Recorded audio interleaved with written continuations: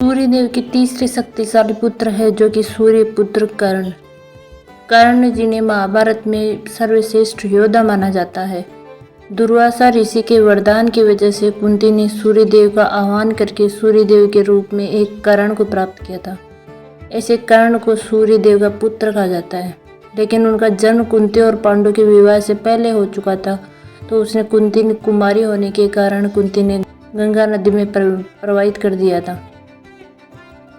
वेदव्यास द्वारा रचित महाभारत में कर्ण की छवि को विस्तार से समझ सकते हैं।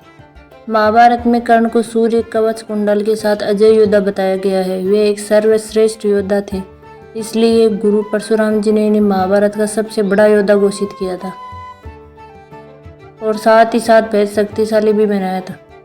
यहाँ तक कि परशुराम जी ने अपना सर्वश्रेष्ठ शिष्य मानते थे। केवल इतना ही नहीं, कर्ण ने इंद्र को भी परास्त किया था। इसके बाद गुरु परशुराम जी के दिए गए सारे अस्त्रों का ज्ञान था। वेदव्यास जी ने महाभारत में कर्ण की व्याख्या करते हुए लिखा था कि कर्ण को अपने हिस्से का अधिकार कभी नहीं मिला। अब आते हैं नंबर 2 पर, जो सूर्य के पुत्र है शनिदेव। शनिदेव सूर्यदेव और उनकी पत्नी संध्या की छाया के पुत्र हैं।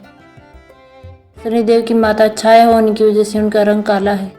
सूर्यदेव प्रकाश पिलाने वाले देवता है और शनिदेव निर्माण रूपी की वजह से हमेशा शनिदेव से रुष्ट रहे थे।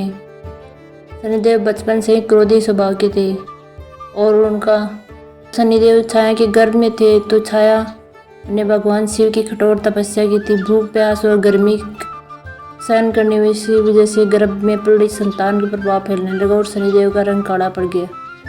सूर्यदेव को इस पर संदेह था कि शनिदेव उनके पुत्र नहीं है, इसलिए उन्होंने छाया का अपमान भी किया। शनिदेव ने गर्भ से ही अपनी माँ से शक्तियाँ प्राप्त कर ली थी। महादेव ने उन्हें कर्म फल दाता बनाया। अब बात करते हैं सूर्य के पहले पुत्र, सबसे शक्तिशाली यमराज। यमराज सूर्यदेव और उनकी पत्नी संध्या के ज्येष्ठ पुत्र थे।